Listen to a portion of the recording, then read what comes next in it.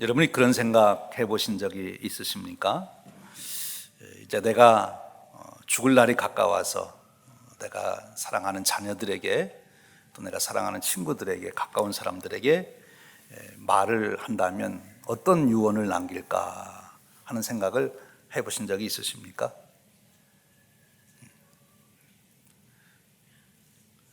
아마 누구든지 그런 생각을 하게 되면 가장 자기가 소중하게 여기는 그 이야기를 하게 될 것입니다. 특별히 사랑하는 자에게 그 이야기를 하겠죠. 두 가지일 거예요. 하나는 내가 너를 사랑한다. 사랑한다는 말을 꼭 할 것이고요. 또 하나는 자기가 지금까지 살아오면서 생각했던 것 중에 이것만큼은 정말 꼭 지켜야 된다. 이것만큼은 알아야 된다 하는 그 지혜, 진리를 남기려고 하겠지요. 사도 베드로가 이제 자기가 얼마 있으면 죽을 것이라고 하는 것을 깨닫기 시작합니다. 그리고 자기가 그동안 지도해왔던 교회를 생각하게 됩니다. 자기가 그토록 사랑하던 초대교회 성도들에게 무슨 말을 할까? 그것이 이제 베드로의 생각이었겠지요.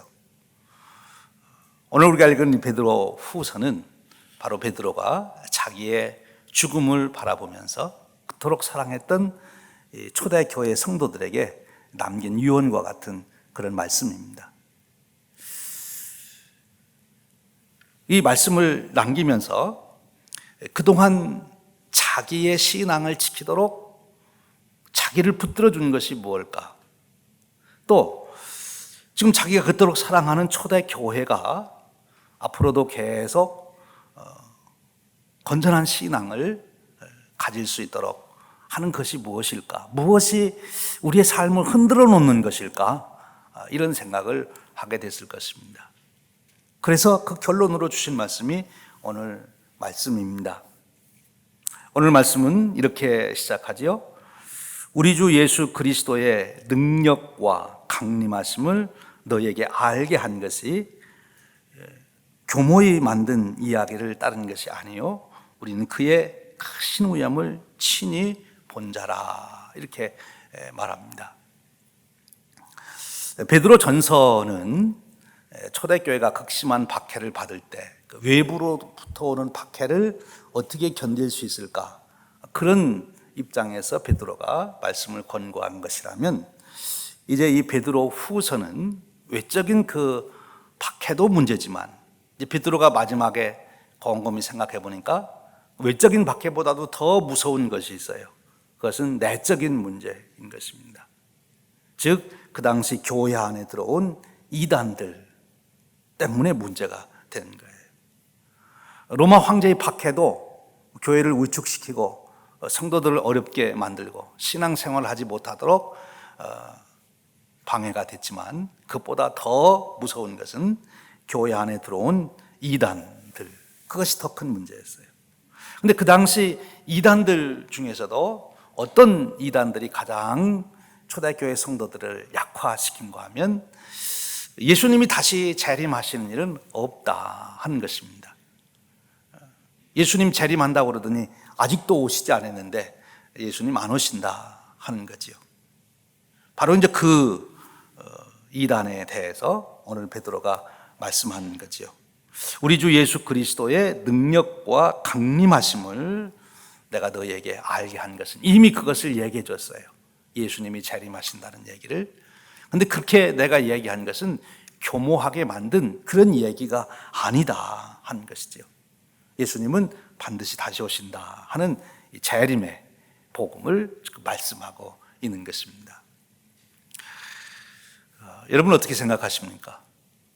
예수님 다시 오신다, 예수님 다시 오신다 하는 그 믿음 위에서 여러분들이 삶이, 신앙이 서 있는 것입니까? 아니면 예수님 다시 오신다는 거하고는 나하고는 별 상관이 없다, 그런 생각으로 혹시 살아가시진 않습니까? 이제 베드로가 자기의 임종을 앞에 놓고 그리고 초대교회가 직면한 문제를 두고 어디에 문제가 있는가, 무엇 때문에 사람은 흔들리는가, 무엇 때문에 경건한 신앙생활을 하지 못하는가? 개인에게 있어서도 그는 질문했을 거예요. 이제 내가 얼마 있으면 죽는다. 내가 비참하게 죽을 것이다. 십자가에 달려 죽을 것이다. 도대체 인생이 뭘까? 이런 생각을 하게 됐을 거예요. 내가 어디에 서서 살아가야 될 것인가? 그에게 주어진 메시지는 우리 주 예수 그리스도죠. 우리 주 예수 그리스도.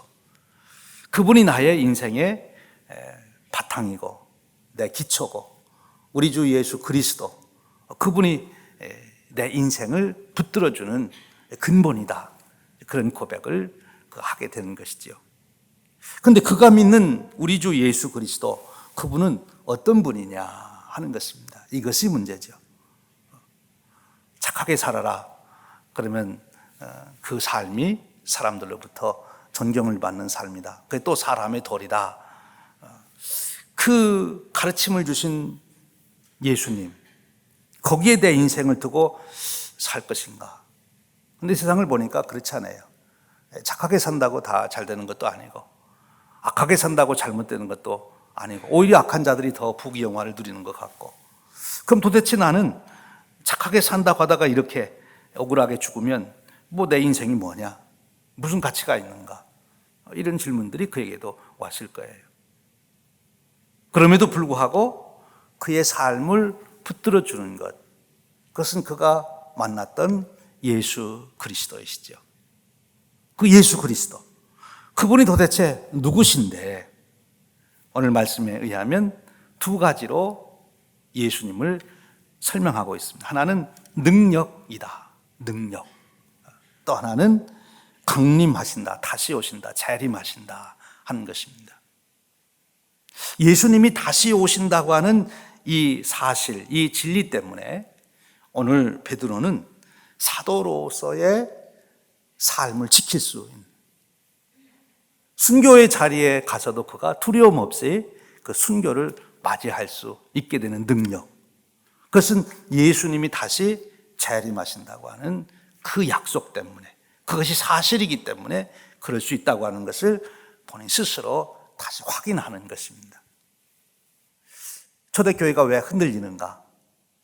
로마 황제들의 무서운 박해도 있고, 또 교회 안에 들어온 여러 잘못된 것들도 있지만 가장 큰 문제, 그것은 그들의 신앙의 기초, 인생의 기초가 되는 예수 그리스도에 대한 믿음이 흔들리고 있구나.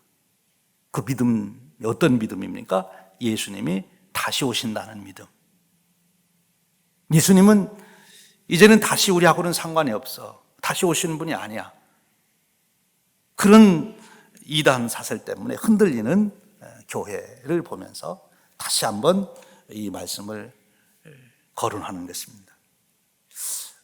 여러분, 2000년 전에 초대교회 성도들만 그런 것이 아니라 오늘 저와 여러분도 똑같습니다. 여러분의 인생에 고민이 있고 흔들림이 있고 갈팡질팡한다면 무엇 때문입니까? 한번 깊이 생각해 보십시오. 돈을 좀 못 벌어서, 다른 사람보다 못 벌어서 그런 것입니까? 아니면 질병 때문에 그런 것입니까? 아니면 누구와의 관계 속에서 아주 속상한 일이 있기 때문에 그런 것입니까? 무엇입니까? 우리의 존재를 지탱해주는 그 근본 기초, 그것이 무엇입니까? 결국은 우리 주님 예수 그리스도, 그리고 그분이 다시 오신다고 하시는 이 말씀, 여기에 우리가 서 있는가 서 있지 않는가 달려있는 거죠. 우리가 다시 오시는 주님을 믿고 그 믿음 가운데, 그 소망 가운데 우리가 살아간다면 이 베드로의 경험처럼, 또 베드로가 우리에게 가르쳐 주시는 것처럼 우리 인생의 어떤 문제도 우리는 감당할 수 있다는 것입니다.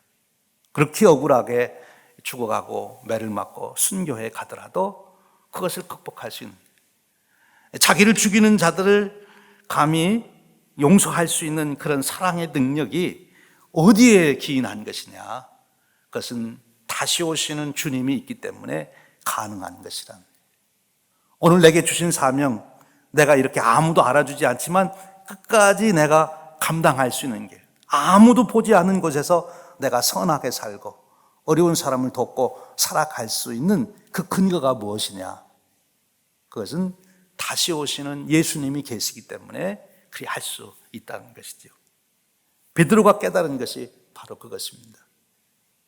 자기에게 직면한 그 환난, 그 모든 어려움을 자기는 예수님, 그 예수님도 어려운 사람들을 찾아가서 돕고 병든 자를 고쳐주고 심지어는 갈릴리 바다 위를 걸으셨던 그 예수님, 물론 그 예수님도 놀라운 분이시지만 더 깊이 질문에 들어가면 자기의 삶을 지탱하고 있는 것은 다시 오시는 예수님, 그분이 계시기 때문에 자기는 지금 어떤 모순 속에서도 부조리 속에서도 흔들리지 않고 시험 들지 않고 자기가 가야 할 그 길을 넉넉하게 자신 있게 용기 있게 갈 수 있다 하는 것입니다. 여러분, 이제 오늘 우리 다시 한번 생각해 봅니다. 베드로와 같은 입장으로 돌아가서 초대교회 성도들 입장에서 우리 자신을 생각해 보는 거지요. 그들이 직면했던 이 죽음의 문제, 박해의 문제 생각해 보는 거죠. 그렇습니다. 우리 인간은 결국 죽음 앞에 서는 존재이고 죽음을 우리에게 올 때 누구도 거기에 저항할 수가 없는 것이죠. 어떻습니까? 여러분에게 죽음은 여러분의 종말이고 끝이고 소멸되는 것이고 아무것도 없는 것입니까? 그렇지 않다면 무엇이 여러분들이 주장하는 바를 보증할 수 있는 그런 설명이 될 수 있습니까? 오늘 베드로는 예수 그리스도께서 다시 오신다 하는 이 사실, 이 약속, 이 진리 속에서 그는 모든 근거를 두고 있습니다. 이것이 무너진다면 베드로는 무너지는 거죠. 베드로의 사도의 삶은 무너지는 것입니다. 교회는 무너지는 것입니다. 주님께서 다시 오시지 않는다면 오늘 교회는 존재할 필요가 없는 것이죠. 다시 오시는 예수님입니다. 그런데 여러분, 예수님이 다시 오신다는 얘기가 실감 있게 들리십니까? 그렇다면 너무나 감사한 일이지요. 그런데 세상 사람들에게, 오늘 여러분 예수를 믿지 않는 친구들에게 예수님 다시 오신데 그렇게 여러분들이 말씀해 보십시오. 그들이 어떻게 반응을 보이는가? 세상에 별 얘기도 다 있네. 그 옛날 신화 속에서나 나오는 그런 얘기들이지 무슨 2000년에 죽은 예수님이 다시 오시느냐. 소련의 우주 비행사가 우주 비행을 하고 와서 그런 말을 했죠. 내가 우주선을 타고 하늘 높이 올라가 봤는데 아무리 올라가 봐도 거기는 하나님이 안 계시더라. 그리고 돌아왔어요. 오늘 이 우주 과학 시대에 아무리 높이 올라가도 예수님 계신 곳이 어딘지도 모르는데 그런 예수님이 어떻게 오시냐. 근데 베드로는 그 예수님이 다시 오신다 하는 거예요. 이제 어떻게 그러면 베드로는 예수님이 다시 오신다고 하는 것을 그렇게 확신할 수 있느냐, 그것입니다. 오늘 우리의 초점은 거기에 있어요. 오늘 여기 보니까 자기가 그 예수님의 크신 위엄을 보았다 하는 것입니다. 사도 베드로가 그렇게 많은 시련과 고통을 당하면서도 신앙의 길을 포기하지 않고 갈 수 있었던 것은 그에게는 놀라운 경험, 체험이 있었기 때문에, 절대로 부인할 수 없는 그 체험, 그 사실이 있었기 때문에 그런 거지요. 그 체험 중에서도 지금 베드로는 어떤 체험을 말하는가 하면 그가 예수님을 높은 산에 올라가서 보았던 그 체험입니다. 병자를 고쳐주었다, 물 위로 걸어갔다, 오병이어의 기적을 행했다, 다 그런 표적도 놀라운 표적이지요. 그런데 지금 마지막 베드로를 붙들고 있는 놀라운 사건은 그런 기적의 사건이 아니라 예수님이 십자가의 길을 가기 전에 세 제자를 데리고 높은 산에 오르셔서 보여주셨던 예수님의 본체, 그것을 본 체험, 그것을 보았기 때문에 오늘 베드로는 흔들리지 않는다. 어쩌면 베드로가 예수님을 부인하는 시험도 들고 또 갈릴리로 돌아가서 다시 어부가 되겠다고 돌아갔던 그런 실망도 있었지만 그런 모든 것도 다 털어내고 그가 사도의 길로 다시 들어설 수 있었던 것은 분명히 그의 고백에 의하면 이 높은 산에 올라가서 보았던 그 예수님의 본체, 예수님의 그 위엄을 보았기 때문에 그는 다시 삶을 회복시킬 수 있었다고 하는 거지. 연약해진 우리 인간들, 나약해진 우리 인간이 어떻게 우리가 불사조와 같이 다시 일어날 수 있느냐? 바로 예수님의 본체를 알 때인 것입니다. 예수 그리스도, 그는 누구신가? 베드로는 그분의 위엄을 친히 보았다, 그렇게 말합니다. 그래서 그는 흔들림이 없는 것입니다. 다른 사람은 다 변질되고 다른 길로 갈지 모르지만 자기는 그럴 수 없는 거예요. 왜? 자기가 보았기 때문에 그런 거지요. 이 변화산에서 베드로가 보았던 것이 무엇입니까? 평소에는 예수님을 훌륭한 선생님, 랍비 중에서 가장 뛰어나신 분으로 보았을지는 몰라요. 그래서 예수님을 따라다녔죠. 또 예수님이 병자를 고치고 기적을 행하는 것을 보면서 참 예수님은 능력 있으신 분이다. 예수님 따라다니면 살 걱정 안 해도 되겠다. 그래서 예수님을 따라다닐 수도 있고, 좀 더 차원을 높이면 예수님을 보면서 저분이라면 하나님이 보내주신 메시아, 로마라고 하는 제국에서 우리 민족을 구원해 줄 우리 민족의 구원자가 될 수 있겠구나. 그래서 예수님을 따라다녔습니다. 그분의 능력, 기적 행하는 것을 보면서 또 많은 사람들이 그분의 말씀에 감동되는 걸 보면서 따라다녔을 거예요. 그런데 오늘 이 변화산에서 본 예수님의 모습은 그런 것과는 차원이 다른 예수님의 본체를 본 것입니다. 사실 우리는 예수님이 그 산에 올라가서 변화됐다 이렇게 성경은 기록하고 있지만 사실은 본체를, 본래의 모습을 보여주신 거지요. 바로 하나님께서 예수님을 향하여 내 사랑하는 아들이다, 내가 기뻐하는 자라, 너희는 그의 말을 들어라. 그 예수님이 변화산에 올라가셔서 변모된 그 모습 속에서 나오는 그 베드로가 육체적으로 경험한 것은 그 광채나는 예수님. 그래서 그가 표현하기를 이 세상에 아무리 빨래는 잘하는 사람이 빨래를 해도 그렇게 옷을 희게 할 수 없었다. 그것은 예수님의 거룩성, 예수님의 하나님 되심을 거기서 본 것입니다. 바로 이거예요. 복음의 핵심은 예수님은 훌륭한 인간이 아니라, 기적을 행하는 능력이 있는 인간이 아니라 예수님은 바로 하나님이셨다. 그분은 하나님이시기에, 생명을 주관하시고 우주 만물을 주관하시는 분이시기에 그분의 약속대로 그분은 반드시 다시 오실 것이라 하는 것입니다. 예수님이 다시 오신다는 약속은 절대로 헛된 얘기가 아니고 반드시 지켜질 약속. 예수님의 그 본체를 본 이 베드로, 그래서 예수님의 약속을 그는 믿을 수 있었던 거지요. 그래서 다시 오시는 그 주님을 기다리는 그 신앙으로 그의 일생을 일관하여 살 수 있게 된 것입니다. 그 신앙 때문에 그는 사도의 길을 갈 수 있었던, 성도의 길을 갈 수 있었던 것이다 하는 것입니다. 여러분, 그렇습니다.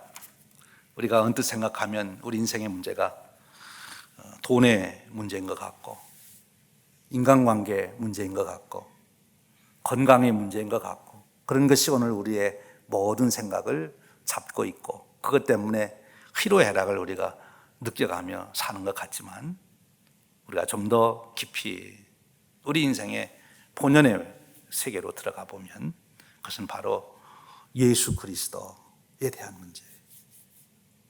다시 오시는 주님을 믿고 있느냐 안 믿느냐. 다시 오시는 주님을 믿지 못한다면 별소리를 다 해도 인생은 허무한 것이고, 죽음은 인생의 종말이고, 내가 소멸되어 없어지는 허무한 존재인 것입니다. 그 허무한 인생 속에서 오늘 내가 붙들어야 될 가치는 다 피상적인 것입니다. 가치 될 것이 없는 거예요. 여러 가지 철학적으로, 윤리적으로, 도덕적으로 이것이 인간이 살아가야 될 길이라고 얘기하고 그렇게 지키는 자들을 우리가 존경한다고 말로 표현하지만 그러나 깊이 생각해 보면 그 모든 것이 헛되고 헛된 것입니다. 오늘 우리가 살아가는 삶에 가치가 있고 소망이 있다면 오직 하나 근거, 그것은 예수 그리스도, 그분이 다시 영광 중에 오시는 것입니다. 그분이 오셔서 나를 다시 만나주시는 거예요. 베드로후서 1장 3절에서 베드로는 이런 말씀을 합니다. 그의 신기한 능력으로 생명과 경건에 속한 모든 것을 우리에게 주셨으니, 예수 그리스도께서 우리에게 주신 것이 크게 두 가지라는 것입니다. 하나는 생명을 주셨고 하나는 경건의 능력을 주셨다. 그렇게 표현하고 있어요. 우리에게 신기한 능력으로 생명과 경건에 속한 것. 이 생명을 주셨다고 하는 것은 죽음을 이긴 부활의 생명을 말하는 것입니다. 예수 그리스도를 영접한 사람들, 예수님과 관계를 맺은 사람들은 예수님이 주시는 부활의 생명을 갖게 되었다는 거예요. 그것이 예수님이 우리에게 주신 궁극적인 축복이고 그것이 우리를 영원하게 만드는 것이에요. 예수님이 우리에게 주신 부활의 생명. 죽음을 이길 수 있는 길은 그 길밖에 없어요. 죽음이 가져오는 허물을 극복할 수 있는 길은 부활의 생명밖에 없다는 것입니다. 그것을 우리에게 주셨어요. 우리가 인생에 많은 고민거리 얘기하지만 요즘 우리가 신종 코로나 때문에 다들 두려워하고 그러지만 왜 두려워합니까? 신종 코로나 걸려도 한 일주일쯤 누워있다가 일어나서 거뜬하게 살 수 있다면 걱정할 사람 아무도 없어요. 그런데 혹시 죽을지도 모른다, 자꾸 죽는 사람들이 생긴다 하는 소식을 들으면서 신종 코로나에 감염되면 죽을 수도 있다. 그래서 다 두려워하는 것입니다. 죽음 때문에 두려워하는 것이죠. 그 죽음을 이길 수 있는 길, 그것은 부활의 생명을 갖는 것입니다. 다시 오시는 주님을 영광 중에 만날 수 있는 그런 존재가 되는 것이지요. 그리고 또 하나가 경건의 능력이라 했습니다. 경건의 능력이 무엇입니까? 죄를 이길 수 있는 능력이에요. 사랑하는 여러분, 오늘 여러분들이 여러 세상 돌아가는 일을 뉴스를 통해서 잘 듣습니다. 그리고 흥분하기도 하고 좋아하시기도 하고 그러시는데 무슨 문제입니까? 결국 죄의 문제죠. 많은 뉴스들 나오지만 다 그 공통된 주제는 죄 지은 얘기예요. 죄의 문제, 죄 때문에 힘들다는 거죠. 우리가 요즘 나라, 그것도 정치적인 나라 일에 대해서 많은 분들이 관심이 많은데 아마 대선 때가 돼서 그럴 수 있겠지요. 어떤 나라를 세우면 좋을 것 같아요? 누구 생각에 때로 움직이는 나라가 되면 여러분은 정말 좋을 것 같습니까? 어떤 나라가 되면 좋을 것 같아요? 옛날 플라톤은 철학자가 다스리는 나라가 되면 그게 제일 좋은 나라다 그랬어요. 철학자가 다스리는 나라가 되면 그럴 수 있을까요? 카를 막스는 프롤레타리아들이 다스리는 그런 나라가 되면 그건 좋을 거다. 공산주의가 되면 좋을 거다. 정말 그런 유토피아가 이루어질 것이다. 그럴까요? 우리 동양적으로 보면은 무릉도원이 만들어지는 도현명의 그 책에 보면 무릉도원 얘기를 이상향을 얘기하죠. 정말 그런 나라가 그런 인간들이 그런 나라를 만들 수 있으며 만든다 해도 그런 나라가 정말 이상적인 나라가 될 수 있을까요? 정말 천국은 하나님밖에는 만들 수 없습니다. 하나님이 다스리는 나라가 천국이시고 하나님이 세우시는 나라가 천국이시죠. 하나님 나라는 하나님밖에는 세우실 수, 그것만이 온전한 나라예요. 인간이 세우는 어떤 나라도 온전한 나라가 될 수 없어요. 왜 그런지 아십니까? 그 이유는 죄를 이길 수 없기 때문에 그런 것입니다. 어떤 정치 권력도 어떤 철학자도 어떤 사상을 가진 자도 죄를 이길 수 없기 때문에 그가 만드는 나라는 이상적인 나라가 될 수가 없는 거예요.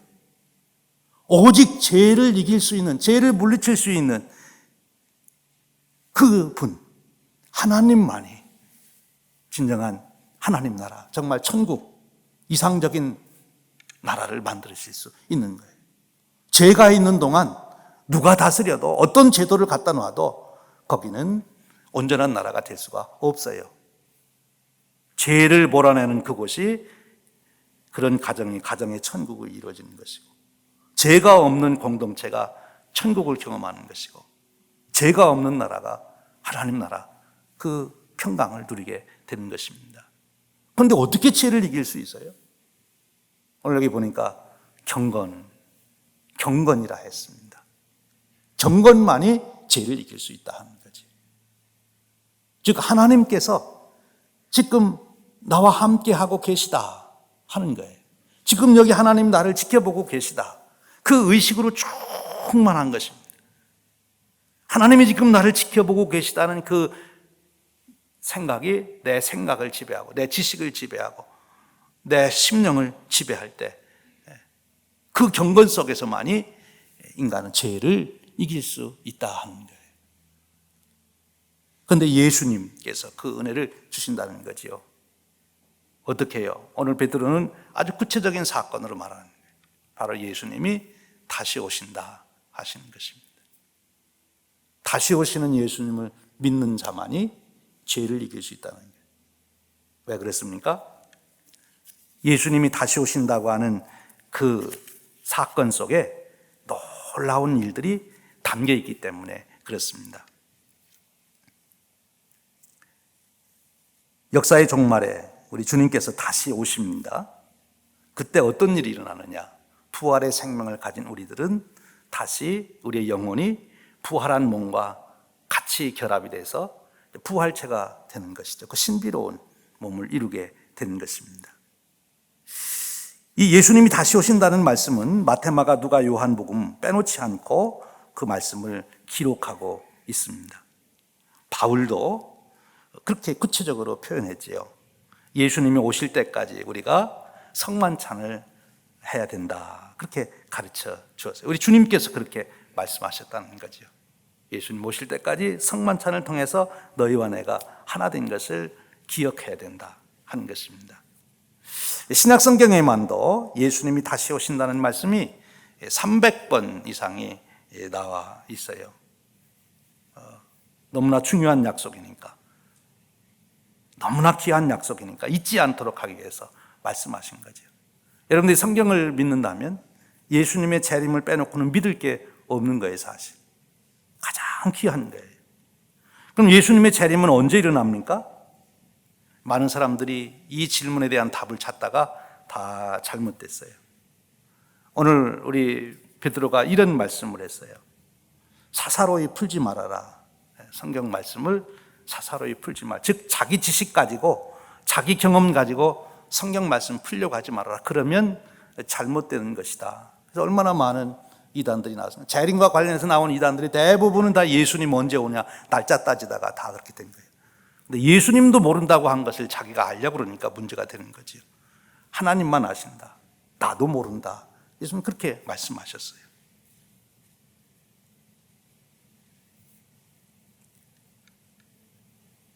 만일 날짜를 알게 되면 그것이 우리에게 좋은 것이 안 되기 때문에 하나님은 안 가르쳐 주시는 거예요. 그러면서 예수님은 한 가지 징조만을 가르쳐 주셨어요. 땅 끝까지 복음이 전파되면 끝이 올 것이다. 그런 말씀을 해 주셨어요. 그렇습니다. 예수님. 그 예수님께서 오셔서 이제 우리가 이루시게 될 때 그럼 어떤 일이 일어나는 것입니까? 우리에게는 예수님을 영광 중에 맞이하는 거지요. 여러분 앞으로 여러분의 일생 가운데 일어날 일 중에 정말 기뻐 뛸 수밖에 없는 일이 될 것이다. 뭐가 있습니까? 여러분이 앞으로 일생을 살아가면서 죽을 때까지 이렇게 일어날 일을 생각해 보시면서 그 일은 내가 정말 기뻐 뛸 일이다. 무슨 일이 있으십니까? 아직 결혼하시지 않은 분들은, 처녀 총각들은 결혼할 날을 생각하는지도 모르겠지요. 또 자녀들을 두신 분들은 여러분 자녀들이 뭔가 이렇게 출세를 할 때 아니면 뭐 결혼할 때 그런 때일지도 모르겠죠. 무엇입니까? 뭐가 여러분들을 제일 정말 기쁨으로 충만하게 만드는 그런 일이 되시겠습니까? 베드로는 말씀하는 거예요. 주님 다시 오실 때 우리가 부활체로 주님과 영광 중에 만나는 그날, 그것이 우리에게 가장 큰 기쁨이 될 것이다. 여러분의 일생 중에서도 여러분에게 큰 기쁨이 될 일은 자주 생각하십시오. 10년 후에 일어날 일이지만 그때 일을 여러분 생각하십시오. 여러분 여행 좋아하시죠? 여행을 즐기는 방법은 여행 가서만 즐기는 것이 아니라 가기 전에 여행 가서 얼마나 재밌고 좋을까 그거 생각하면서 즐기는 것이 더 크다는 거예요. 그렇죠? 여행은 꼭 가서만 즐기는 게 아니잖아요. 여행 준비하면서 더 기쁨을 갖게 돼요. 결혼도 마찬가지죠. 결혼하는 날만 기쁜 게 아니라 결혼 준비하면서 기쁜 거예요. 행복을 꿈꾸는 거죠. 우리 성도의 삶이 그런 거예요. 주님 오시는 날 그날 가서 그날 그 기쁨은 내가 누려야지, 그게 아니고 지금부터 그날 받을 그 영광을 생각하며 그 기쁨 중에 살아가는 것, 그것이 성도의 삶이라는 거예요. 지금 베드로는 그 무서운 핍박, 환난 중에 있지만 예수님 만나서 받을 영광을 생각하니까 지금 자기가 현재 당하는 건 아무것도 아니에요. 그래서 바울이 그렇게 고백했잖아요. 우리가 주님 만나 받을 영광을 생각하면 현재의 고난은 아무것도 아니라고. 주님 만날 날을 사모하고 주님 만날 때 받을 영광을 사모하며 살아가는 것, 그것이 오늘 내가 승리할 수 있는 비결이라는 거예요. 그것이 경건이라는 것입니다. 우리가 다른 표현으로는 하나님이 내게 임재하고 계시는 그 의식을 말하지만, 오늘 말씀과 연결시키면 예수님 재림하실 때 내가 예수님 만나 누릴 그 영광을 오늘 내가 바라본 그 기쁨에 충만하여 있는 삶, 그것이 경건이에요. 그 삶이 죄를 이길 수가, 그 삶이 허무감을 이길 수가 있어요. 그 삶이 내 억울함도 이길 수 있어요.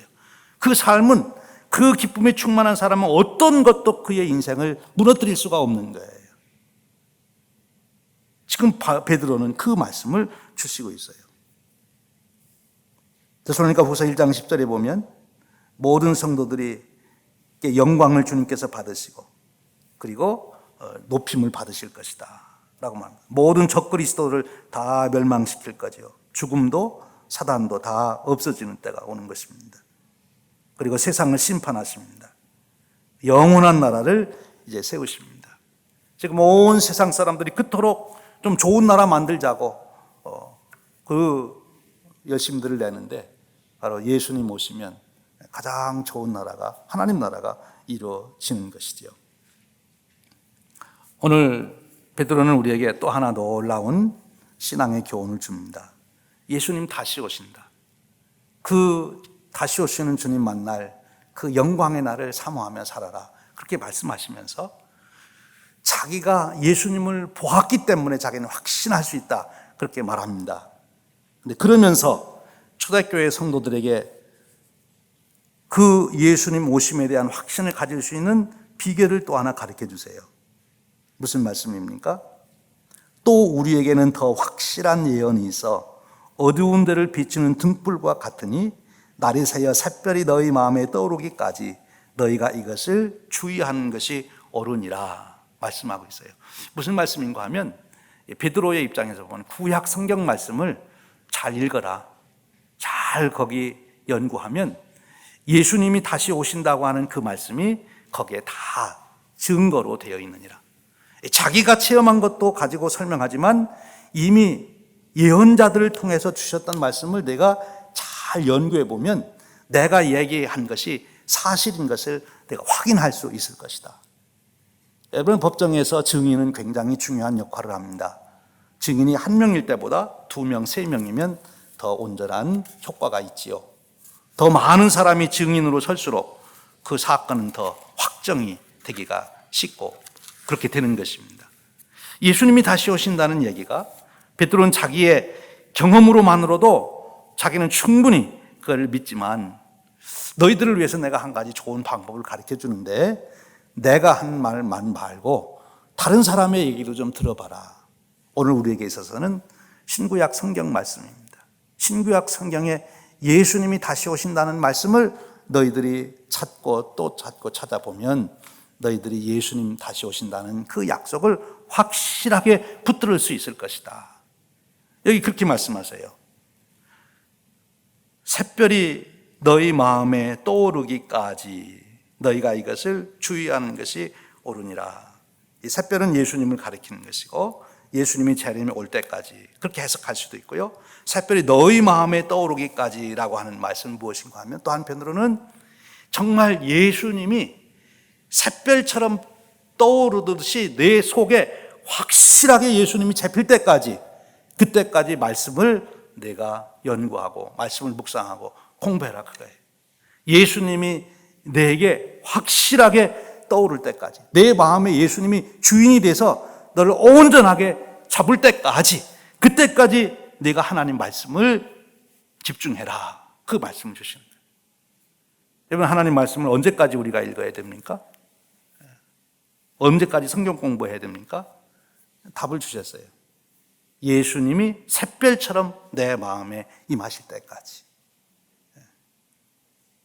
예수님이 지금 너무나 생생하게 나와 함께 하심을 내가 경험할 때까지, 느낄 때까지. 그렇게 되면 어떤 환난도 실현되긴다는 거예요. 예수님이 마음에 샛별처럼 비추게 된 사람은 어떤 시련도, 어떤 모순도, 어떤 억울함도, 심지어 죽음도 다 극복할 수 있다는, 다 이길 수 있다는 거예요. 삶이 망가지질 않아요. 흔들리질 않아요. 우울증이 안 빠져요. 허무해하지 않아요. 내게 주신 사명 그것을 이뤄가며 온 힘을 다할 뿐만 아니라 매일매일 평강과 기쁨으로 살아가는 거예요. 세상을 이기는 거지. 세상이 그를 감당할 수가 없어요. 어떤 환경, 어떤 처지, 어떤 일을 당해도 인생을 포기하지 않아요. 자기에게 주어진 사명, 그 가치를 알고 그것을 이뤄가는 기쁨 중에 감격 속의 인생을 살아가는 것입니다. 사랑하는 여러분, 여러분의 인생이 고달프십니까? 또는 가끔 허무한 생각도 드십니까? 혼돈되십니까? 문제는 다른 데 있는 것이 아닙니다. 예수 그리스도, 다시 오시는 주님에 대한 확증을 가지셔야 되기 때문에 그것이 없어서 그런 거예요. 어떻게 가지실 수 있어요? 베드로의 증언을 받으십시오. 또 성경의 말씀을 연구하며 성령께서 역사하셔서 여러분 마음속에 예수님이 샛별처럼 등장하시게 되면 여러분 우리는 승리자가 되는 것입니다. 이 귀한 축복이 저와 여러분의 인생의 여정 되시기를 주님의 이름으로 축원합니다. 기도하겠습니다. 하나님 아버지, 오늘 수제자였던 베드로 사도의 간증을 통해서 그가 어떻게 그 환난 중에, 모순 중에, 그 두려움 중에, 죽음 앞에서, 그 핍박 속에서 그가 흔들리지 않고 그 거룩하고 위대한 삶을 살았는지 그 비결을 오늘 깨우쳐 주시니 감사합니다. 우리가 주님을 입술로만 부르지 않게 하시고 주님께서 내 마음에 샛별이 되어 떠오를 때까지 주님을 묵상하게 하시고 주님을 탐구하게 하시고 말씀을 통하여 주님을 확고히 붙들을 수 있도록 축복하여 주시옵소서. 그래서 주님의 권세가 나를 지배하게 하시고 주님의 뜻이 나의 일생을 이끌어가게 하시고 주님 약속하신 재림의 보증이 바로 저의 소망이 되고 기대가 될 수 있도록 축복하시옵소서. 매일 눈을 뜰 때마다 주님 다시 오시는 날을 기다리게 하시고 그러기에 오늘 하루 살아가는 삶이 다시 만날 주님을 준비하는 하루로 삼을 수 있도록 저희들을 일깨워 주시길 원합니다. 그러기에 하루도 지루한 날이었고 허무한 날이었고 언제나 기쁨과 평강과 기대감으로 넘치는 매일매일이 되도록 은혜 베풀어 주시옵소서. 우리 주님 예수 그리스도의 이름으로 기도하옵나이다. 아멘.